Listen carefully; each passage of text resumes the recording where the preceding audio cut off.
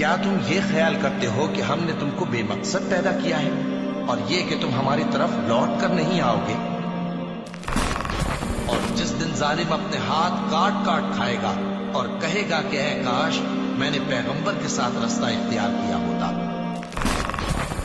अगर हम ये कुरान किसी पहाड़ पर नाजिल करते तो तुम इसको देखते कि अल्लाह के खौफ से दबा और फटा जाता है।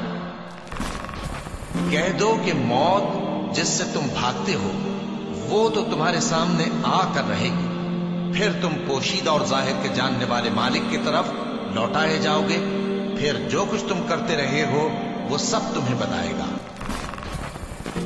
अगर अल्लाह तुम्हारा मददगार है तो तुम पर कोई गालिब नहीं आ सकता, और अगर वो तुम्हें छोड़ दे तो फिर कौन है उसके बाद तुम्हारी मदद करे। और मोमिनों को तो चाहिए कि अल्लाह ही पर भरोसा रखें।